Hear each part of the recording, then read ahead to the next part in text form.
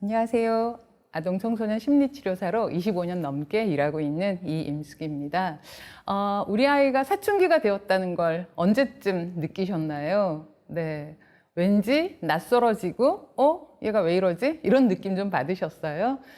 그리고 좀 이상하다고 많이 느끼지 않으세요? 도대체 얘가 늘 잘 하던 것조차 왜 짜증을 내고, 왜 안 하려고 하고, 엄마 말도 더 이상하게 안 듣고, 네. 그리고 도대체 무슨 생각을 하고 방 안에서 뭘 하는지 틀어박혀서 잘 나오지 않으려고 하고, 이런 변화들이 시작이 됐다면 분명히 우리 아이가 사춘기에 접어든 것 같습니다. 자, 그런데 많은 분들이 아이가 사춘기가 되면서 계속 아이하고 갈등이 굉장히 많아지세요. 사실은 우리 아이가 왜 커가면서 신발이 커지잖아요. 네. 몇 개월 전에 사준 신발이 어느새 꽉 맞아서 발이 아프다고 해요. 그럼 우리가 좀 더 큰 신발을 사주게 되잖아요. 이렇게 아이에게 맞춤형으로 몸이 커가고 발이 커갈 때 맞춤형으로 뭔가를 제공해 주듯이 우리 아이의 변화에도 부모 역할도 그 변화에 맞는 시기에 적절한 부모 역할이 필요한 것 같습니다. 그래서 우선 첫 차시에는요, 우리 사춘기 청소년의 변화가 어디에서 시작될 것 같으세요? 의지의 문제가 아니라 뇌의 변화 그리고 심리의 변화에서 시작된다는 이야기를 한번 시작해 보려고 합니다. 자, 우선 사춘기가 몇 살부터인가요? 네. 보통 일반적으로 말하기는 소녀, 여자아이들은 10세에서 14세 정도의 기간을 사춘기라고 하고요. 소년, 남자아이들은 12세에서 16세 정도. 그러니까 지금 보면 한 길게 잡으면 5년 정도인데 그중에서 제가 상담실에서 경험하기로는 정말 진하게 사춘기를 겪는 시기가 한 3년. 네, 진하게 3년, 길게 5년. 이렇게 좀 잡으셔야 될 것 같아요. 보통은 여자아이들은 10세 정도에 시작한다고 하니까 좀 빠르면 4학년, 5학년 정도가 되면 여자아이들이 왠지 까칠해지고 짜증이 좀 많아지고 하는 변화들이 시작이 됩니다. 그때부터 잠깐 멈춰야겠다. 우리 아이가 사춘기가 시작이 됐구나. 이렇게 한번 생각을 해주시는 게 좀 중요하고요. 이 사춘기의 변화의 가장 큰 요인은 호르몬의 변화라는 건 너무 잘 알고 계시잖아요.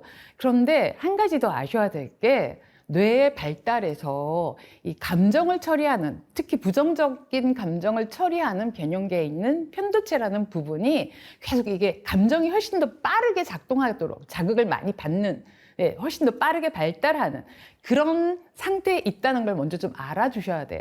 자, 근데 우리 흔히 아이가 생각하고 계획하고 감정 조절하고 뭐 계획한 대로 실행하고 이런 거는 우리 뇌의 어느 부위에서 많이 작동을 한다고 알고 계세요? 요즘은 뇌과학에 관한 지식들도 부모님들이 굉장히 많이 아셔서 전두엽 부분이 우리 아이의 감정 조절, 사고력, 판단력 이런 걸 담당하는 걸 알고 계실 거예요. 그런데 안타깝게도 이 전두엽은 아직 미성숙한 단계입니다. 이 청소년기, 사춘기에는 아이들이 훨씬 더 감정적인 자극을 많이 보일 수밖에 없다. 이렇게 좀 이해를 해주시는 게 가장 부모 역할에서, 사춘기 부모 역할에서 가장 중요한 부분이라는 생각이 좀 듭니다. 조금 더 자세히 설명을 드린다면요. 우리 뇌에 이 옆쪽에 있는 변형계라는 부분이 정서나 동기, 이런 걸 관장을 하는데요. 특히 편도체는 감정 반응, 분노감, 공포, 공격성, 흥분되는 이런 감정들을 처리하는 부위고요. 전두엽은 자신을 좀 내가 누구인가, 내가 뭘 원하는가 이런 자기를 좀 인식하고요. 내가 오늘 무엇을 하고 뭐는 하지 말아야겠고 친구의 유혹이 오면 어떤 자극이 오면은 이건 잘 거절하거나 조절해야겠다. 이런 행동 계획을 세우는 거. 그리고 수많은 정보를 아이들이 하루 종일 접하고 있지 않나요? 근데 뭐 유튜브나 온갖 SNS나 이런 걸 보면은 너무나도 자극적인 정보들이 많이 들어오고 있습니다. 자, 이런 거를 좀 판단하고 걸러내서 정보를 올바르게 통합시키는 능력 또한 전두엽에서 하는 거고요.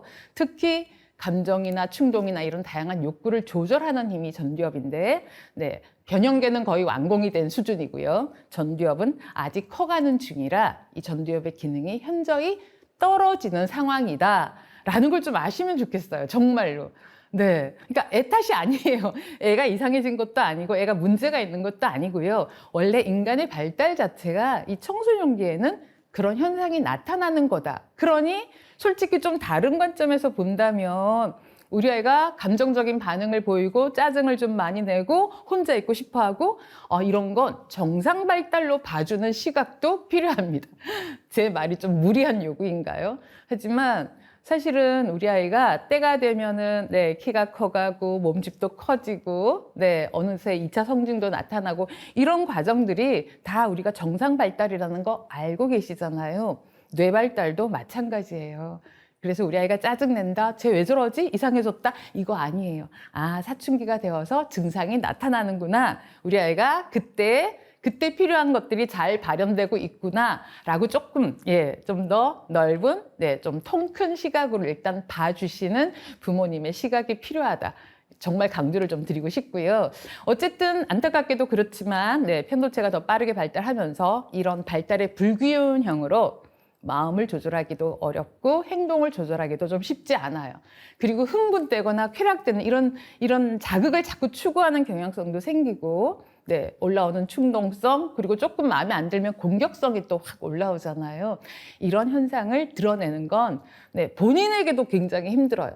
그런 모습을 보는 부모님들도 마음이 너무 힘드시겠지만 나도 나를 모르겠어. 내가 도대체 왜 이러는지 모르겠어요. 라고 본인에 대한 생각들도 굉장히 괴로워하고 있다. 이것도 좀 이해를 해주시면 좋겠고요. 근데 결정적으로 우리 아이들이 청소년기에는 뭔가 결정을 하잖아요. 의사결정을 하게 되고 선택을 하잖아요. 여기서는 전두엽보다는 변형계의 지배를 더 받는 그런 상황이다. 라는 걸 우선 이해를 해주시면 좋겠습니다. 자, 재밌는 실험 한 가지를 소개를 해드릴게요. 2008년도 실험인데요. 11세에서 14세 남학생 137명을 대상으로 호주 멜버른 대학의 알렌 교수님이 연구한 연구인데요. 자, 이제 세계의 청소년은 다 비슷한 모습을 보입니다. 그래서 제가 정상 발달이라고 했잖아요. 자, 여기 호주에서도 잠자는 시간, 숙제, 휴대폰 사용 이런 문제로 부모님하고 갈등을 일으켜요, 아이들이. 이 부모님과의 갈등을 일으키는 그 시점에서의 표정, 목소리 톤을 분석을 해봐요. 그리고 이때 이제 뇌 영상 이미지를 비교를 해보는 겁니다. 자, 어떤 결과가 나왔을까요? 제가 괜히 설명드린 게 아니고요. 뇌과학에서 끊임없이 증명이 되고 있는 내용들이거든요. 자, 뇌 영상 이미지를 딱 비교를 해봤더니 반항적이고 화를 좀 더 잘 내고 공격성이 좀 더 큰 청소년들이 있잖아요. 그러니까 사춘기를 겪는다고 해서 모두가 다 이렇게 심하게 겪지는 않아요.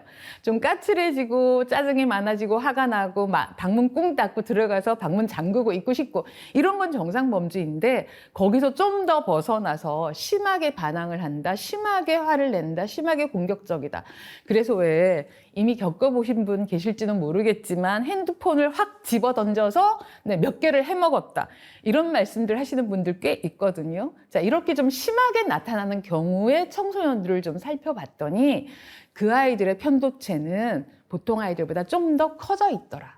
그러니까 뭐예요? 우리 왜 운동을 계속하면 많이 쓰는 근육은 근육이 잘 발달하잖아요. 뇌도 마찬가지입니다. 자주 쓰는 부위는 좀 더 커진다라는 거예요. 그러니까 안타깝게도 편도체가 좀 더 커진 아이들은 짜증나고 화나고 분노 폭발하는 이런 공격성을 발현하는 경험들이 좀 더 많았던 거다. 이렇게 이해하실 필요가 있어요.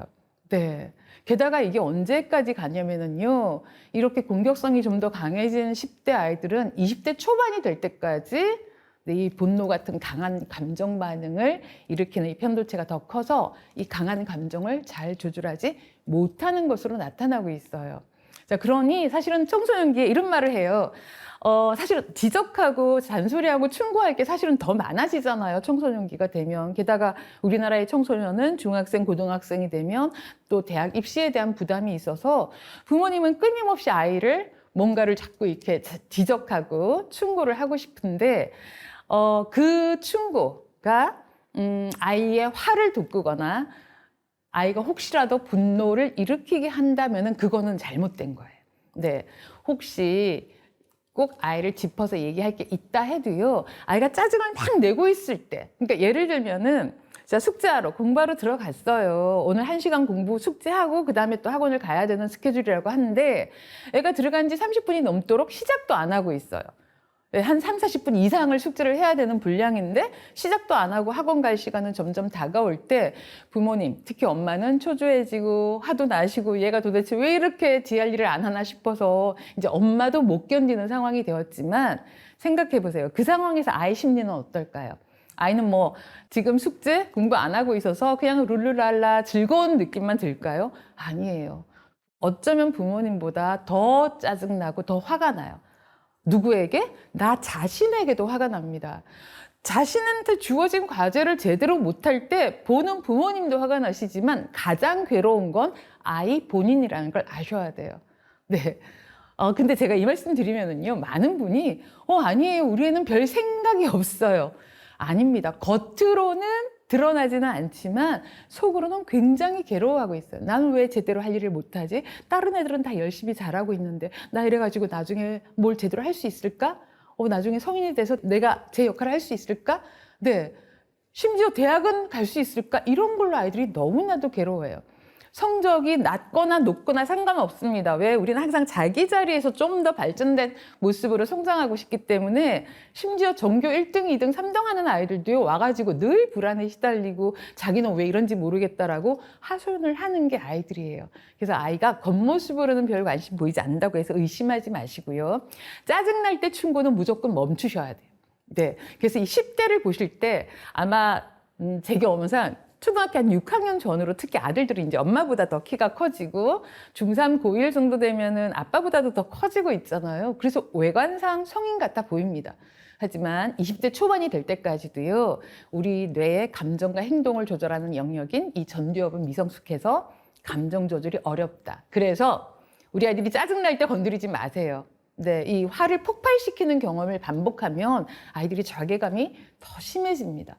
왜? 사랑하는 엄마 아빠, 소중한 엄마 아빠 앞에서 자기가 분노를 터뜨리고 뭘 집어던지고 심지어 왜 식탁을 엎는다 그러잖아요.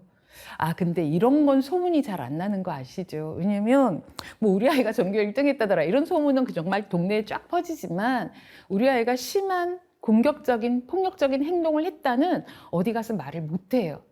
그래서 별로 소문이 나지도 않지만 화와 짜증이 많은 아이들은 얼마든지 그렇게 분노가 터질 수 있기 때문에 제발, 그래서 무쇠는 벌겋게 달아올랐을 때는 건드리지 말고요. 식었을 때 두드려라. 이런 말을 해요. 아이가 진정됐을 때, 이런 문제가 반복되는데 우리 어떻게 하면 좋을까? 이런 식으로 해서 아이의 전두엽과 대화하실 준비를 하셔야지 편도체가 벌겋게 달아올른 아이한테 자극을 주시면 그 편도체만 더 빠르게 발달해서 더 감정 조절을 못하게 된다. 이걸 좀 기억을 해주세요. 자, 그리고 사실은 부모님은 주옥 같은 충고를 아이한테 주지만 아이가 짜증으로 느낀다면 그건 전부 다 잔소리가 돼버려요. 네, 정말입니다. 꼭 필요한 말이라서 우리가 해줘야 될 것 같지만 아이는 잔소리로 느껴요. 자, 이 잔소리가 어떤 영향을 주는지 한번 살펴볼게요. 2015년도 연구예요. 미국의 뭐 피츠버그 의대, UC 버클리, 하버드대 이런 대학들이 공동으로 연구한 부분인데요. 만 9세에서 17세 청소년 32명이에요. 이 아이들에게 자기 엄마의 잔소리를 녹음한 음성을 3분도 아니고 달랑 30초짜리를 들려주는 겁니다. 그리고 이제 이렇게 연결해서 뇌의 활성도를 측정하는 실험을 시행을 합니다. 자, 어떨까요? 길지 않아요. 딱 30초예요. 한번 생각해 보세요. 내가 우리 아이한테 잔소리를 시작하면 나의 잔소리는 이 시간 길이가 어느 정도 되세요? 네, 30초면 솔직히 별로 길지 않잖아요. 자, 그런데 어쨌든 이 짧은 소리만 듣고도 우리 아이들은요, 자기 엄마의 잔소리에 이성적 사고는 멈추고, 전두엽은 그냥 아무런 반응이 없고요, 부정적 감정만 열어놓아서 더 감정적인 대응만 하더라. 이런 것들이 뇌과학에서 끊임없이 밝혀지고 있거든요. 자, 그러니 우리는 아이를 진정시켜서 아이의 전두엽과 소통해야 된다. 이걸 우선 딱 기억을 하시고요. 자, 우선 사춘기가 되면은 심리적인 특징이 나타납니다. 이 특징을 이해하고 우리 아이들을 좀 소통을 해야 되거든요. 자, 첫 번째, 어른보다 모든 스트레스에 취약합니다. 정말이에요. 왜? 한창 발달 중이고 더 감정의 뇌가 더 빠르게 발달하고 있어서요. 적은 스트레스에도 더 감정이 빠르게 흥분이 되거나 분노가 치밀어요. 그러니까 스트레스에 취약합니다. 그 정도는 극복하고 견뎌야지. 이러지 마세요. 정말이에요. 그러면은 더 약해져요. 약해지다가 이렇게 자꾸 아이들이 어디로 튀어나가서 일탈하게 되는 현상들이 너무 심하거든요. 자, 그리고 또 중독에도 약해요. 모든 중독에 다 약합니다. 그래서 일탈해서 아이들이 술이나 담배에 손대는 아이들이 있잖아요. 그게 거의 중독처럼, 네, 현상들이 나타나요. 제가 이제 어떤 분이 청소년 아이가 상담을 와서 이 아이가 이제 담배를 이제 1년 전에 시작을 했어요. 중학교 3학년 아이인데, 제발 이제 좀 중2 그래도 우리가 흔히 알고 있는 피크는 조금 지나가서 조금 진정되는데 이 담배는 안 끊어진다고 담배를 끊게 해달라고 저한테 오셨어요. 솔직히 제가 말씀드렸어요. 심리 상담을 제가 되게 긴 기간 동안 했지만 담배를 이미 피우기 시작해서 온 청소년을 제가 담배 끊기를 성공시킨 사례는 솔직히 거의 없다. 그리고 자신 없다 했어요. 네, 이게 중독의 문제예요. 네. 그래서 애초에 손대지 않을 수 있도록 우리 아이가 부모님과의 이 연결이 탄탄해야 되고 소통이 잘 돼야만 아이들이 일탈을 훨씬 더 많이 줄일 수 있다. 이런 말씀 좀 드리고 싶고요. 그리고 모든 유혹과 충동에 약합니다. 알고 계시죠, 이제? 그리고 이상하게도 위험한 행동. 지금까지 애들의 삶이 참 단순하잖아요. 집, 학교, 학원, 집, 학교, 학원. 그러다가 어쩌다가 뭐 체험학습 가고 어쩌다 여행을 가지만 애들이 뭔가 피부로 세상이 이렇게 넓고 할 일도 참 많고 흥미롭고 재밌는 일이 참 많구나 이런 걸 느낄 기회는 별로 없어요. 요즘의 세상은. 옛날에는 좀 있었던 것 같아요. 그쵸? 우리 동네 놀다가 동네 언니, 오빠, 형들 따라서 옆 동네로 원정만 갔다 와도 되게 뭔가 마음이 부풀렀던 그런 느낌들이 있는데 요즘은 그런 게 없습니다. 그러다 보니 좀 더 자극적인 위험한 행동에 나도 모르게 끌려요.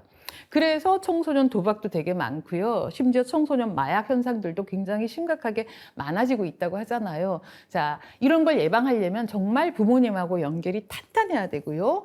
이런 위험한 자극이나 충동이 자신한테 다가왔을 때 부모님하고 의논할 수 있는 그런 소통할 수 있는 부모 자녀 관계를 잘 유지하는 게 너무 중요하다는 말씀을 좀 드리고 싶은데 안타깝게도 청소년기에는요 부모님하고 자꾸 거리감을 느끼게 돼요.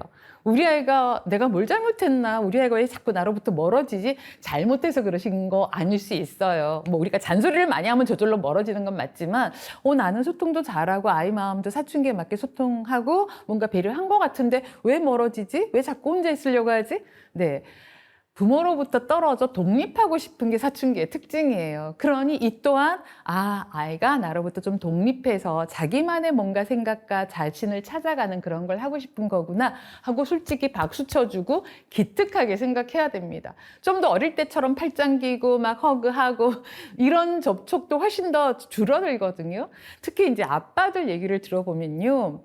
아이가 나를 배신한 것 같고 나를 버린 것 같다 이런 느낌을 말씀하시기도 하시는데 그거 아니에요. 아이가 잘 자라고 있다는 증거니까 그것도 좀 기억을 해주시고요. 또 이제 부모님이 힘들어하시는 부분이 이 아이의 심리적인 크느라고 이 심리적으로 불안하고 또 주변 아이들 잘하는 애들 많고 하다 보니까 너무 열등감도 많이 느끼잖아요. 이걸 겉으로는 어떤 표현으로 나타낼까요? 안타깝게도 굉장히 무례한 태도로 방어막을 칩니다. 그러니까 엄마 아빠한테 무례해져요. 사회적으로 나가서 무례하면 따돌림을 당하거나 뭔가 불이익이 생기잖아요. 그래서 아이들이 밖에서까지 그러는 건 좀 심각한 문제잖아요. 밖에서는 괜찮은데 집안에서 엄마 아빠한테 너무 무례하다. 이 또한 사춘기의 특징이라는 걸 좀 이해를 하시고요. 무례한 그때 뭐라고 하지 마시고요. 조금 진정되어 있을 때, 너가 엄마한테 얘기할 때 갑자기 좀 소리 지르듯이 말을 하니까 엄마가 좀 당황스럽고 놀라워. 할 말이 있으면 좀 차분하게 말해줄 수 있겠어? 이렇게 얘기하면요. 정말로 의외로 잘 고쳐집니다. 진짜예요. 네. 그래서 제가 상담에서 아이랑 나눈 이야기를 부모님께 이제 아이 허락받고, 네, 이런저런 아이의 이런 현상을 좀 얘기를 해드리면요. 아이가 진짜 그런 얘기를 했어요라고 되묻는 경우 정말 많아요. 겉으로 보면은 무례하고 충동적이고 짜증내고 자기 할 일 안 하고 이렇게 보이는 아이가 속으로는 진지하게 자신을 고민하고 있고 자신이 어떻게 해야지 좀 더 열심히 할 수 있는지 자기가 좀 더 쓸모 있고 가치 있는 사람이 될 수 있는지를 정말 진지하게 고민하거든요. 근데 이 소통 방식이 잘못돼서 그 이야기를 끌어내지를 못했던 거예요.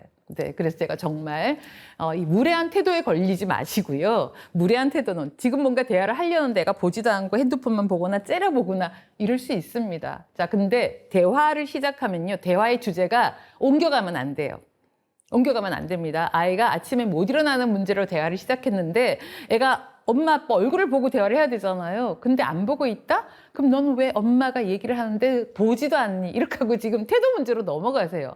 그러지 마세요. 자, 태도가 무례해지는 건 사춘기의 특징인데 지금은 아침에 일어나는 문제, 잠에서 깨어나는 문제로 의논을 하니까 지금은 요걸로 대화를 끝내고 다음번 대화 주제로 잠깐만 일로 와봐. 엄마가 너랑 요새 몇 번 대화를 해보다 보니까 엄마는 너의 눈을 보고 네 얼굴 보면서 표정을 보고 얘기를 하고 싶은데 너가 엄마 눈도 안 보고 스마트폰만 보고 있으니 엄마가 좀 서운해. 엄마랑 대화할 때는 잠시라도 좀 멈춰줄 수 있겠어? 이렇게 한번 해보세요. 애들이 얼마나 순하게 잘 들어주는지 모릅니다. 정말이에요. 네. 자, 그래서 이 사춘기 심리적인 특징이 이렇게 있다라는 거. 그래서 이 소통이 안 되고 계속 부모님하고의 갈등이 심해지면은요, 애들이 왜 요즘 애들 말로 그냥 말로 빡쳐서 엄마한테 빡쳐서 튀어나가고 문제를 일으켜요. 정말 제가 일탈하는 문제가 이미 나타난 아이들 상담을 하면요, 언제 처음 술을 마셔봤나, 언제 처음 뭐 이렇게 내 담배를 펴봤나, 언제 뭔가 문제 행동을 시작했나를 보면요, 정말 많은 경우가 엄마 아빠랑 한판 싸우고 튀어나가서예요. 그날 자기 나름대로 조절하고 저런 유혹이 있지만 난 하지 말아야지 하고 나름 이렇게 자신을 지키다가 확 튀어나가서 저질러 버리는 날이 정말 많은 경우가 엄마 아빠랑 싸운 날이더라고요. 네, 우리가 그런 우리가 촉발제, 트리거라고 하잖아요. 그런 역할은 하지 않아야 될 것 같습니다. 자, 그래서 이 사춘기 청소년의 심리 일을 위해서 좀 준비가 필요한데요. 자, 30년 전 나의 청소년 시절하고 비교하지 마세요. 정말 달라졌어요. 다른 시대입니다. 지금 시대가 훨씬 더 아이들의 심리적, 정신적 어려운 점이 더 많습니다. 정말이에요. 뭐 물질적으로는 엄청나게 발달해서 많은 풍요를 누리고 있는 것 같지만 아이의 심리 발달, 정신 발달, 정서 발달에는 오히려 나쁜 요소들이 훨씬 더 많은 세상이에요. 그래서 비교하면서 얘기하시면 안 돼요. 그리고 이 스마트폰, 미디어로 일탈의 유혹이 우리가 상상하는 것 이상으로 훨씬 더 강렬합니다. 네, 그래서 특히 사춘기 청소년에게는요, 우리의 그 잘못된 양육 신념이 있어요. 아주 따끔하게 혼내서 정신 차리게 만든다. 그러니까 사춘기 때 아이들이 까칠해지고 무례해지면 그리고 자기 할 일을 잘 안 하면요, 우리가 정말 따끔하게 혼낸다. 그래서 아직도 체벌을 하시는 분이 계신데요. 그러시면 안 돼요. 정말이에요. 왜냐하면 요즘은 아이들이요, 부모님의 체벌이나 이런 심한 거친 양육은 신고를 하라고 학교에서 배워요. 근데 이미 세상이 많이 달라졌거든요. 그래서 뭔가 강압적으로 억압적으로 체벌 같은 방식으로 아이를 혼내서 정신 차리게 한다. 이건 불가능한 세상이 되었다는 말씀을 좀 더 드리고 싶고요. 아이 행동에 계속해서 잔소리하고 비난하고 폭언하거나 이런 체벌들은 불행의 시작이다라는 걸 좀 강조를 드리고 싶습니다. 자, 지금부터 제가 특히 이제 마지막으로 하나 더 강조를 드리고 싶은 게 있어요. 뭐냐면은 청소년기에 사실은 많은 정신과적 질병에 발병되는 시기가 바로 청소년기예요. 그런데 이때 빠르게 이제 아이가 뭔가 이상 증세가 나타났을 때 빠르게 도와주고 전문적인 도움을 받으면 그냥 무사히 잘 지나갈 수 있는데 이걸 1년, 2년 묵혀가지고 문제를 너무 심화시켜서 정말 정신과적 질병으로 진행되어 버리는 그런 사례들이 너무 많아서 요건 좀 알려드리고 싶어요. 자, 우리 아이가 심리적, 정신적 문제 발생이 됐을 때의 증상들이 있습니다. 자, 별다른 이유 없이 머리가 아프고 배가 아픕니다. 좋아하는 일에도 갑자기 흥미를 잃어버린다. 수면 습관, 식습관이 변한다. 친구가 없고 사회적으로 위축된 모습을 보인다. 스마트폰, 게임, 유튜브만 보고 있다가 낮밤이 바뀌면서 등교 거부로 이어진다. 대부분 과목에서 성적이 떨어진다. 거짓말, 훔치기 등 반복적인 문제 행동이 나타나고 공격적인 행동을 보인다. 혹은 자해를 하거나 계속 죽음에 집착하는 말을 한다. 자, 이런 현상들 중에 어느 한 가지라도 2주 이상이 지속되면 병원이나 상담실을 꼭 찾아서 전문가와 상담하셔야 됩니다. 꼭 기억해 주세요. 네.